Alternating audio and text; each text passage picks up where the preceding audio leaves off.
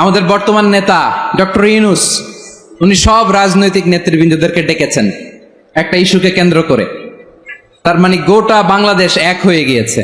আমরা সবাই উদ্বেলিত হয়েছে, উচ্ছ্বসিত হয়েছে, ঠিক কিনা বলেন? রাজনৈতিক নেতাদেরকে ডেকেছেন উনি, আমরা এক হয়েছি। এরপরে ধর্মীয় অঙ্গনের যে লিডাররা, বিভিন্ন ধর্মের, শুধু মুসলিম না, সবাইকে ডেকেছেন, আমরা ঐক্যবদ্ধ হয়েছি। এটাকে বলে ন্যাশনাল ইউনিটি, জাতীয় ঐক্য। যে কোনো ধরনের কনস্পাইরেসি, ষড়যন্ত্র, আধিপত্যবাদ মোকাবেলায় জাতীয় ঐক্যের চেয়ে মোক্ষম হাতিয়ার আর নাই। আমাদের একটা প্রতিবেশী দেশ আছে, আমরা আমাদের দেশ নিয়ে যত ভাবি তারা তার চেয়ে বেশি ভাবে। কথা বুঝতেছেন না? আরো ভেঙে বলতে হবে। আমরা আমাদের দেশ নিয়ে যত উদ্বিগ্ন, এদের আরো টেনশন বেশি। বলেন, আমাদের দেশে শান্তি আছে না নাই? আমরা হিন্দু মুসলিমে কখনো দাঙ্গা লাগে? আসতে বলেন, কেন লাগে? ওদের পূজা পার্বণে আমাদের মাদ্রাসার ছেলেরা যে পাহারা দেয়, চিল্লায় বলেন ঠিক কিনা? আমাদের তাফসির মাহফিলের সময় ওরা ডিস্টার্ব করেন, ঢোল বাজায় না। ওদের পূজা পার্বণের সময় আমাদের তাফসির মাহফিলের ডেট হলে আমরা চেঞ্জ করে দেই।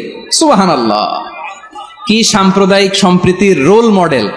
আর ওই বাংলাদেশের ব্যাপারে তারা অনেক ডিসইনফরমেশন ছড়াচ্ছিল।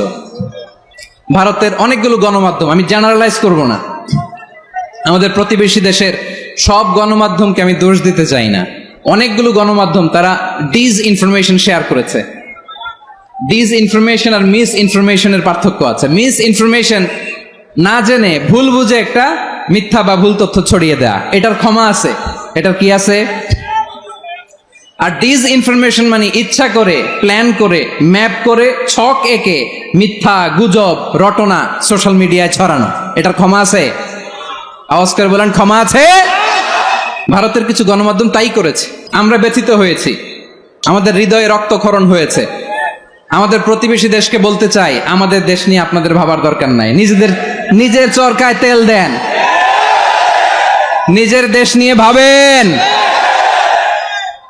গত মাসের ভয়েস অফ আমেরিকার রিপোর্ট, বাংলাদেশে সংখ্যালঘু জনগোষ্ঠী আগের চেয়ে বেশি নিরাপত্তা পাচ্ছে। Report voice of America, Muslim report নাকি? মুসলিম জরিপ, ভয়েস অফ আমেরিকা। কথা বুঝে নাই বোধহয়। ভয়েস অফ আমেরিকা কি আমাদের রিপোর্ট? না, ভয়েস অফ আমেরিকার জরিপ, বাংলাদেশের সংখ্যালঘু জনগোষ্ঠী আগের চেয়ে ভালো নিরাপত্তা পাচ্ছে।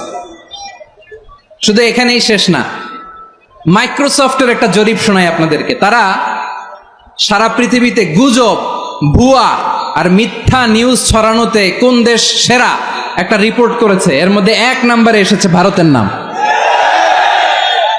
মাইক্রোসফট তো মুসলমানরা চালায় না? কথা বোঝে নাই বোধহয়।